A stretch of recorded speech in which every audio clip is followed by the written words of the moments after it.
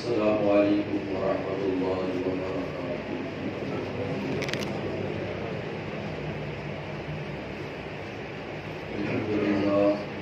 الحمد للہ رب العالمین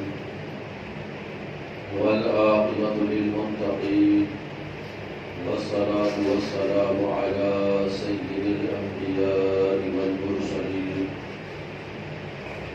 وعلى آلہ واصحابہ الطیبین الطاہرین، اما بعد فاعوذ باللہ من الشیطان الرجیم، بسم اللہ الرحمن الرحیم۔ واذکر فی الکتاب ابراہیم انہ کان صدیقا نبیا۔ آمنت باللہ صدق اللہ العلی العظیم وبلغنا رسوله النبي الأمين المتين الكريم ونحن على ذلك لمن الشاهدين والشاكرين والحمد لله رب العالمين۔ آئیے عظم عروض سے پیش ہمارا انتہائی خلوص، عقیدت اور محبت کے ساتھ اپنے اور ساری کائنات سے مرکز عقیدت حضور رحمت عالم مکی مدنی تاجدار، دونوں عالم کے مالک و مختار، شہنشاہ ابرار و اخیار، جناب احمد مصطفیٰ محمد مصطفیٰ اللہم فدا صلی اللہ علیہ وسلم کی بارگاہ گہربار میں درود و سلام کی نظریں پیش کرے اور پڑھیں اللہم صلی علی سیدنا و شفیعنا حبیبنا مولانا محمد وآلہ وسلم۔ صلاۃ و سلام علیک یا رسول اللہ وصلوا علیہ صلاۃ و سلام علیک یا حبیب اللہ۔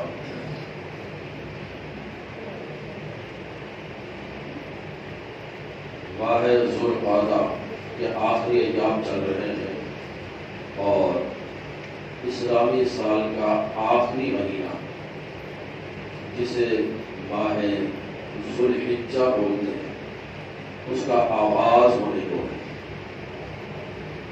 تو اس مہینے میں اور اسی طرح سے ماہ ذوالحجہ کے اندر وہ تمام تر کام پوری دنیا کے مسلمان کرتے ہیں جن میں سے زیادہ تر حضرت سیدنا ابراہیم علیہ نبینا علیہ الصلوۃ والتسلیم سے جڑے ہوئے ہیں۔ دنیا بھر کے مسلمان لاکھوں کی تعداد میں حج بیت اللہ کے لیے مکہ مکرمہ مدینہ المنورہ پہنچے ہوئے ہیں۔ اسی طرح سے آخری مہینے میں 10 تاریخ کو قربانی کا اہم واجب ادا کیا جاتا ہے۔ تو یہ تمام تر معاملات جو ہے حضرت سیدنا ابراہیم علیہ السلام سے جڑے ہوئے ہیں، تو ان کا بھی کچھ ذکر خیر ہو جائے کہ حضرت سیدنا ابراہیم علیہ السلام کس پائے کے نبی ہیں۔ ہمارے پیارے نبی صلی اللہ علیہ وسلم کے بعد تمام انبیاء کرام میں سب سے افضل ترین پیغمبر حضرت سیدنا ابراہیم علیہ نبینا علیہ الصلوۃ والتسلیم۔ آپ کی ذات نہایت ہی پرکشش اور رب تعالیٰ نے بہت ساری خوبیوں سے اور بھلائیوں سے آپ کو نوازا ہے، حتیٰ کہ یہودی بھی حضرت ابراہیم کو کہتے ہیں کہ وہ ہمارے تھے، عیسائی بھی کہتے ہیں کہ ہمارے تھے، مشرکین مکہ بھی دعویٰ کرتے تھے کہ ہم دین ابراہیمی پر ہیں اور ہم مسلمان ہیں، تو ہمارا تو معاملہ ہی الگ ہے کہ اللہ کے نبی صلی اللہ علیہ وسلم سے پوچھا گیا کہ یا رسول اللہ یہ قربانیاں کیا ہے؟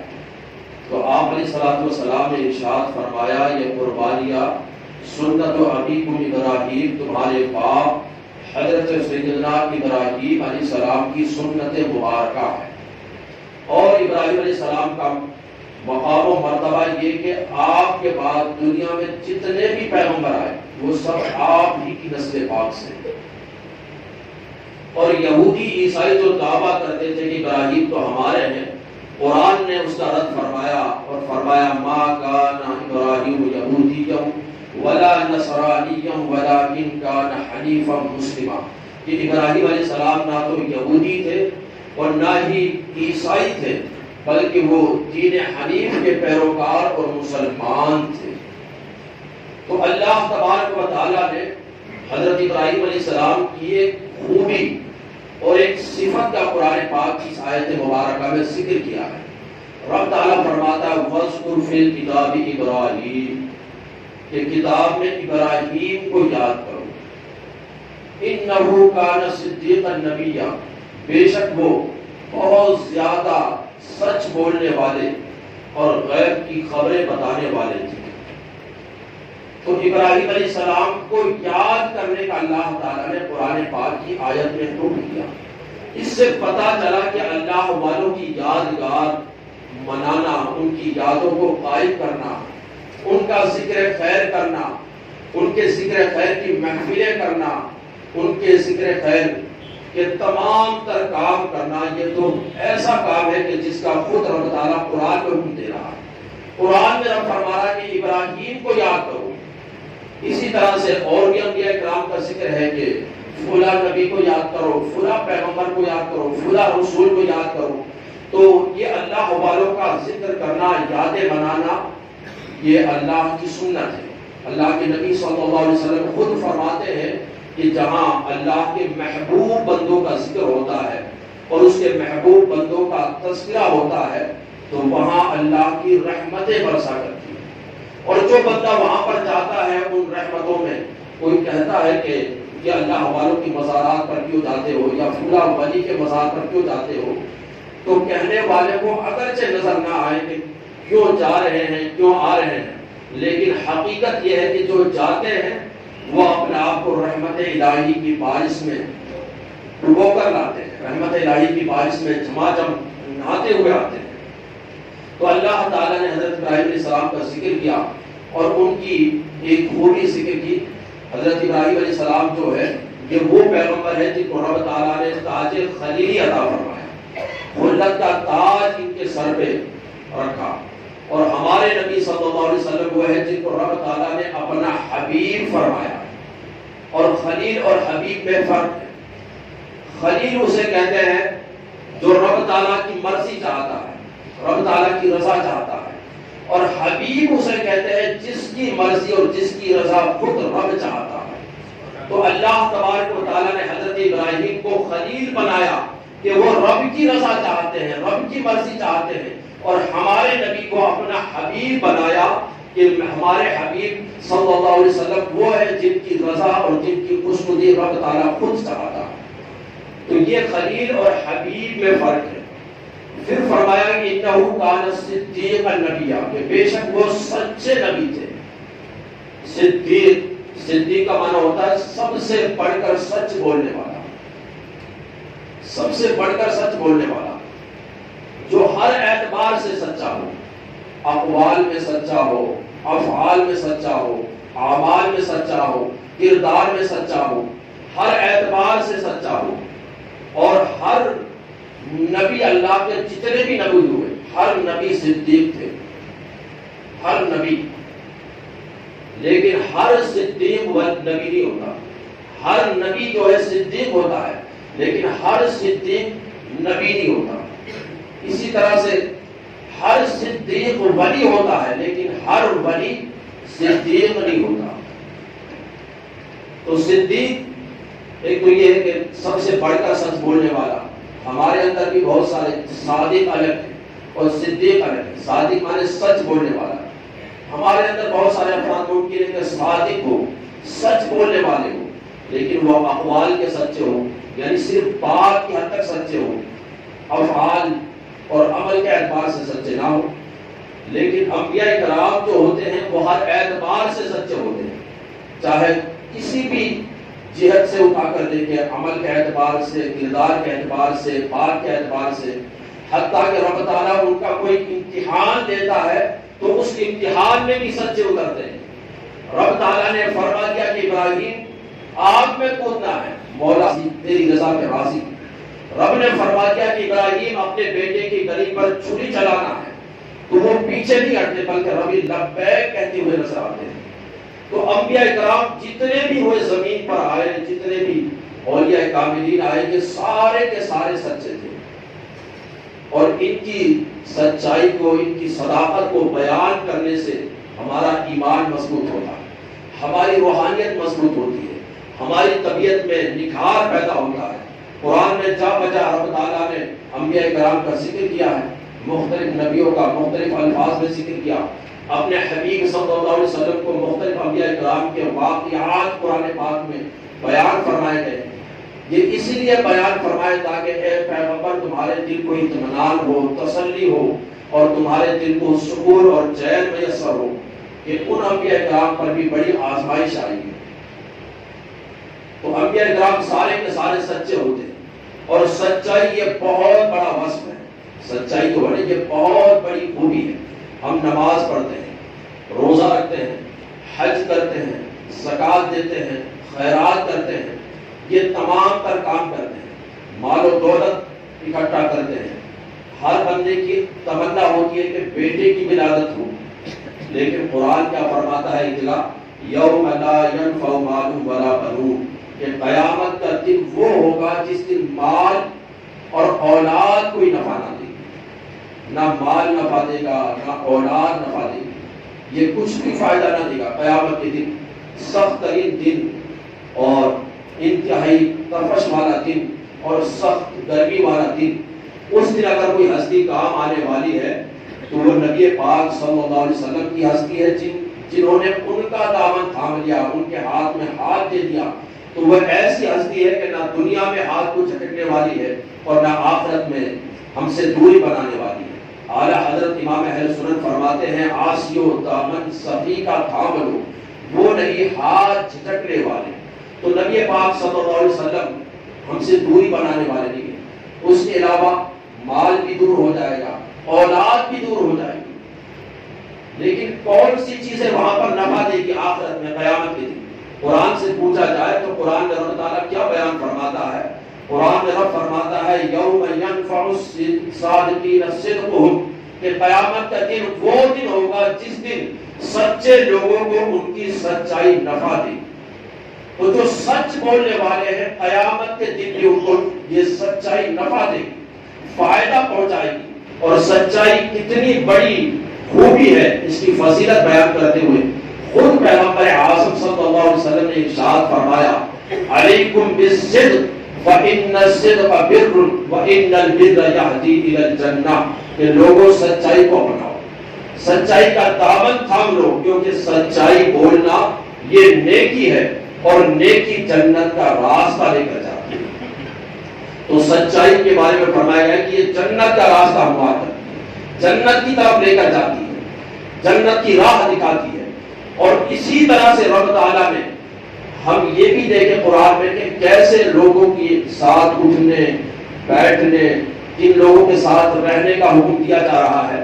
تو قرآن میں ہم دیکھیں گے تو رب تعالیٰ فرماتا ہے، یا ایھا الذین آمنوا اتقوا اللہ وکونوا مع الصادقین، کہ ایمان والو اللہ سے ڈرو اور جو سچے لوگ ہیں ان کے ساتھ ہو جاؤ۔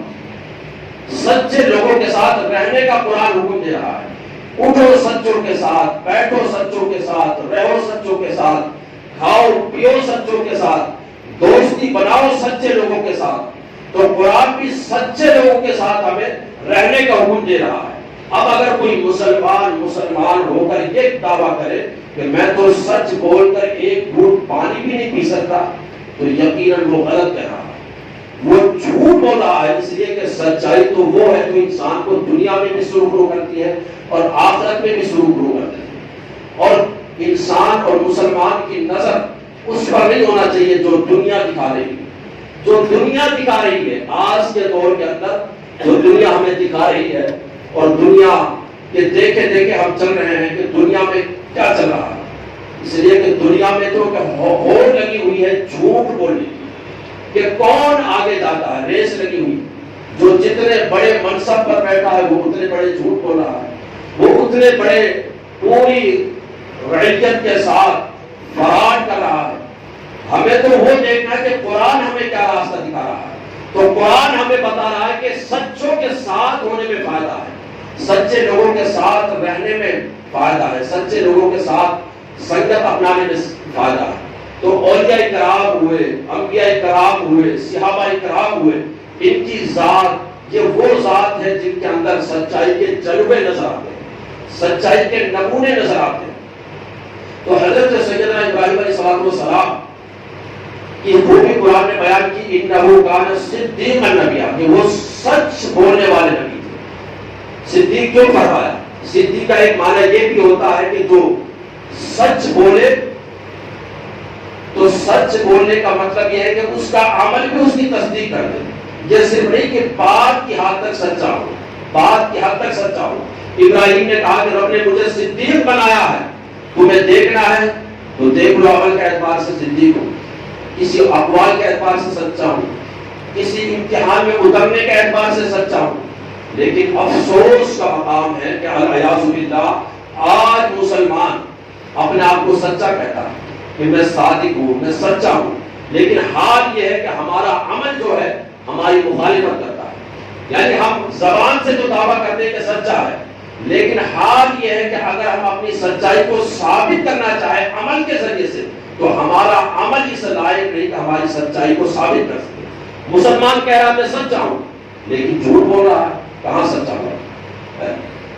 کسی چیز سودا سب کو بیچنے کے لیے فرار کر رہا ہے، جس مال میں عیب ہے اس عیب کو ظاہر نہیں کر رہا ہے، لوگوں کو ویسے ہی بیچ دے رہا ہے، یا کسی سے کچھ رقم لی اور سامنے والا بھول گیا تو کہا کہ وہ بھول گیا، اب تو یہ چیز میرے لیے حلال اور مباح ہو گئی۔ تو ہم لاکھ دعویٰ کریں کہ ہم سچے ہیں، لیکن ہم اپنے عمل کے اعتبار سے دیکھیں تو پتہ یہ چلتا ہے کہ ہم سچے نہیں بلکہ سب سے بڑھ کر جھوٹے ہیں۔ لیکن انبیاء کرام کا حال کیا ہوتا ہے؟ انبیاء کرام کا حال یہ ہوتا ہے کہ وہ سچے ہیں، تو اس کا مطلب یہ کہ سچے ہیں عمل کے اعتبار سے، کردار کے اعتبار سے، کریکٹر کے اعتبار سے، عادات کے اعتبار سے، اخلاق کے اعتبار سے، اطوار کے اعتبار سے، ہر عمل کے اعتبار سے سچے ہیں۔ اور صدیق کا معنی سب سے بڑھ کر سچ بولنے والا۔ اور کون ان کو سچ فرما رہا ہے؟ رب تعالیٰ فرما رہا ہے۔ ابراہیم علیہ السلام کو صدیق کس نے کہا؟ رب تعالیٰ نے قرآن میں ذکر کیا، انہ کان صدیقا نبیّا، قرآن فرما رہا ہے، اور قرآن فرما رہا ہے اور رب کہہ رہا ہے، اور رب تعالیٰ وہ ہے کہ اس سے بڑھ کر سچا کوئی ہو ہی نہیں سکتا۔ قرآن میں فرمایا ومن اصدق من اللہ حدیثا، رب سے بڑھ کر سچی بات کس کی ہے؟ یعنی رب سے بڑھ کر کوئی سچا ہے ہی نہیں۔ تو جو سب سے بڑھ کر سچا ہے وہ حضرت ابراہیم علیہ السلام کو فرما رہا ہے کہ ابراہیم صدیق تھے اور نبی تھے۔ اللہ تعالیٰ نے اپنا خلیل بنایا۔ خلیل کا معنی سنا کہ جو رب تعالیٰ کی مرضی چاہے، رب تعالیٰ کی رضا چاہے۔ فرشتوں نے کہا مولا تو نے اپنا خلیل بنایا ہے ابراہیم کو، اپنے خلت سے نوازا ہے، تاج خلت تم کے سر پہ رکھا ہے، تو کہا کہ ہاں میں نے اپنا خلیل بنایا، تم جانچنا چاہتے ہو میری دوستی کو اور میری ابراہیم سے جو خلت ہے اس کو، تو جاؤ جانچ کرو اس کی۔ فرشتہ آئے لباس بشر میں، انسانی شکل و صورت میں۔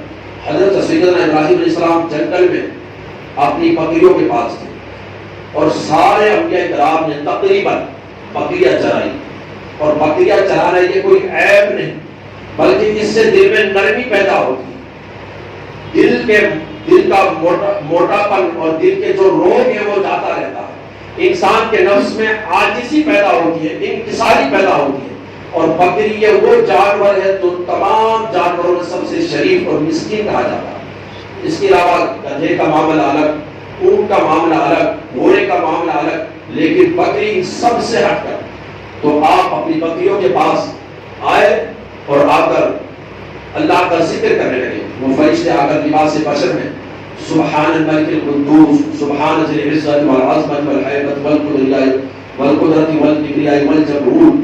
ابراہیم علیہ السلام نے اللہ کے ذکر کو سنا تو ذکر خدا سن کر اتنے مست ہو گئے اللہ کے ذکر میں کہ اپنی بکریوں کو بھول گئے، اللہ کے ذکر میں لگ گئے۔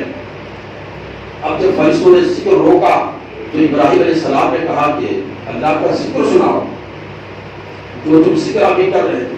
کہا کہ اللہ کا ذکر تو ہم جب سنائیں گے جب ہمیں کچھ دیجیے، یہ بکریاں لے لو، جتنا بکریوں کا ریوڑ، دو پہاڑوں کے بیچ میں بکریوں کا بڑا سارا ریوڑ، کہا کہ یہ آدھی بکریاں تمہیں دیتا ہوں، اللہ کا ذکر جاری رکھو۔ انہوں نے اللہ کا ذکر دوبارہ کیا، تھوڑی دیر بعد پھر چپ خاموش ہوئے. کہا کہ اللہ کا ذکر کیوں نہیں کرتے؟ کہا کہ اب کیا دو گے؟ کہا کہ جو بقیہ باقی رہ گئی ہے وہ بھی تمہیں دیتا ہوں، اللہ کا ذکر کرو. فرشتے پھر اللہ کا ذکر کرنے لگے اور ذکر میں ایسے مست ہو گئے. حضرت ابراہیم علیہ السلام اپنے آپ کو غم پایا حضرت اللہ کے ذکر کے اندر. کہ پھر جب ذکر سے وہ خاموش ہوئے تو کہا کہ اللہ کا ذکر سناؤ. کہا کہ اب کیا دوں؟ کہا کہ بقیہ کی ہے تو بقیوں کی دیکھ بھال کے لیے بھی کوئی چاہیے، مجھے لے لو لیکن اللہ کا ذکر سناؤ. فرشتوں نے اپنا لباس بشر یعنی جو فرشتوں انسانی شکل و صورت میں آئے تھے وہ اتار دیا اور کہا کہ ابراہیم ہمیں بقیہ نہیں چاہیے بلکہ ہم تو اللہ کے مقدس فرشتے ہیں اور آپ کی جانچ کے لیے آئے تھے کہ اللہ نے آپ کو اپنا خلیل بنایا ہے. دیکھتے ہیں اللہ سے دوستی آپ کی کتنی ہے.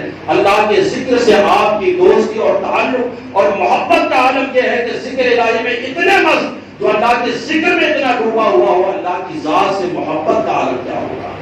آپ اپنے امتحان میں کامیاب ہو گئے. ہمیں یہ سب نہیں چاہیے.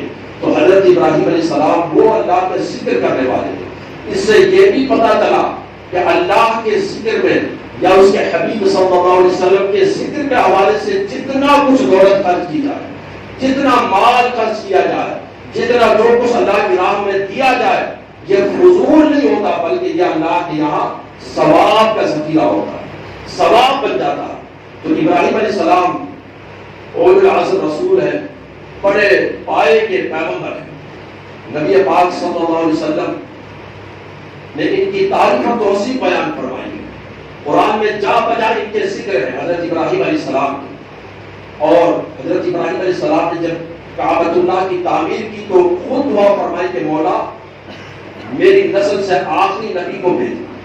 تو نبی پاک صلی اللہ علیہ وسلم بھی خود حضرت ابراہیم علیہ السلام کی آجزی سے، ابراہیم علیہ السلام کی اولاد سے. تو حضرت ابراہیم علیہ السلام کی اور بھی بہت ساری مہمان نواز بہت پڑھ کر مہمان نواز کرتے تھے اور کبھی آپ بغیر مہمان کے کھانا تناول نہیں فرماتے تھے، ہمیشہ مہمان کے ساتھ. ایک بار مصر میں آپ کا بڑا سارا دسترخوان لگتا تھا، فلسطین آئے تو ہم بھی دسترخوان لگتا تھا آپ کا. ایک بار بہت سارے غریب لوگ آپ کے گھر پہ پہنچے لیکن قحط کا زمانہ تھا، کھانے کے لیے گھر میں کچھ نہ تھا. تو آپ نے حضرت سارا حضرت حاجرہ سے پوچھا کچھ ہے؟ کہا کہ نہیں کچھ بھی بنانے کے لیے. آپ نے اپنے غلاموں کو بلایا جو غلام تھے، نوکر چاکر تھے. کہا کہ مصر میں میرا ایک دوست رہتا ہے، اپنے اونٹ لے کر جاؤ اور وہاں سے گندم اور غلہ لے کے آؤ تاکہ یہ مہمان جو آ گئے ہیں ان کی ضیافت کا اہتمام کیا جائے. تو وہ چلے مصری دوست کے پاس، مصر میں پہنچے. حضرت ابراہیم علیہ السلام کا پیغام انہیں سنایا. کہا کہ میرے پاس تو مال و دولت تو بہت سارا تھا لیکن قحط کا زمانہ ہے، لوگوں کو ضرورت تھی. تمہارے آنے سے پہلے ہی مجھے کیا معلوم کہ ابراہیم بھی مال و دولت کا مطالبہ کریں گے یا ایسا معاملہ آ جائے گا. میں تو پہلے ہی سب لوگوں کو بانٹ چکا ہوں. تو یہ لوگ بڑے حیران و پریشان ہوئے. وہاں سے واپس لوٹے تو ابراہیم علیہ السلام کا جو گھر تھا اس کی دیواریں بڑی چھوٹی تھی، دور سے ہی قافلہ یا اونٹ وغیرہ نظر آتے تھے. پھر انہوں نے سوچا کہ اگر ہم یوں جائیں گے بالکل خالی ہاتھ تو پھر وہ مہمان جو ہیں بڑے انتظار میں بیٹھے ہوئے ہیں بھوکے پیاسے، ان کو بڑی افسوس ہوگا. ایسا کرتے ہیں کہ بوریوں میں گندم تو نہیں ملا لیکن چلو ریت ہی بھر لیتے ہیں. ریت بھر لیے ان بوریوں کے اندر اور اپنے اونٹوں پر لاد کر چلے. دوپہر کے وقت آئے حضرت ابراہیم علیہ السلام کے گھر پر. آپ آرام فرما رہے تھے دوپہر میں اور آپ کی بیوی حضرت سارا حضرت حاجرہ رضی اللہ تعالیٰ عنہا تشریف فرما تھی. انہوں نے ایک بوری کو اتارا تو جیسے ہی بوری تو ریت تھی اس میں، لیکن جب انہوں نے کھولا تو دیکھا کہ وہ ریت بہترین قسم کے گندم بن چکی تھی. اس کو پیسا، اس کی روٹی بنائی اور طرح طرح کے کھانے اور پکوان کا اہتمام کیا اور اس کی خوشبو دور تک جاتی تھی. دسترخوان لگایا گیا. دوپہر میں جب بیدار ہوئے تو دیکھا کہ مہمان کھانا کھا رہے ہیں. اللہ کا شکر ادا کیا، سجدہ شکر بجا لائے. حضرت سارا نے کہا کہ حضور آپ کا جو مصری یار ہے وہ دوست بہترین قسم کا دوست ہے، اس نے کیا بہترین گندم بھجوایا، کیسا بہترین غلہ بھجوایا ہے، اتنا بہترین گندم ایسا تو میں نے کبھی زندگی میں دیکھا ہی نہیں. تو کہا آپ نے یہ میرے مصری یار اور مصری دوست نے نہیں بھجوایا بلکہ یہ تو میرے عرش کے رب نے بھجوایا ہے. ابراہیم علیہ السلام کہ تم دنیا بھر کو کھلاتے رہے، کہیں ایسا نہ ہو کہ یہ لوگ تمہارے در سے خالی چلے جائیں۔ تو جو لوگ صرف ایسے موقع پر لوگوں کا خیال رکھتے ہیں، ان کے لیے درس ہے کہ ابراہیم علیہ السلام صرف یہ نہیں کہ قربانی کے حوالے سے ہی قربانی کرتے تھے، بلکہ پورے سال آپ کا دسترخوان لگا رہتا ہے، پورے سال لوگوں کو کھلاتے تھے، پلاتے تھے۔ اور یہ بھی پتا چلا کہ کوئی آدمی اگر کھلاتا ہے، لوگوں کو پلاتا ہے، لوگوں غریبوں کے کھانے کا خیال رکھتا ہے، تو پھر یہ نہ سمجھے کہ اس کی دولت کم ہوگی، بلکہ اس کی دولت بڑھتی رہتی ہے۔ ابراہیم علیہ السلام کے حوالے سے کہیں نہیں آتا کہ آپ کا دسترخوان ہمیشہ چلتا تھا لنگر، لیکن آپ کے دسترخوان میں کبھی کوئی کمی رہ گئی۔ یہ مثالیں تو آج بھی ہمارے سامنے دنیا کے اندر موجود ہیں۔ اللہ عز و جل ہم سب کو عمل کرنے کی توفیق عطا فرمائے۔ استغفر اللہ ربی من کل ذنب و اتوب الیہ۔ السلام علیکم ورحمۃ اللہ وبرکاتہ۔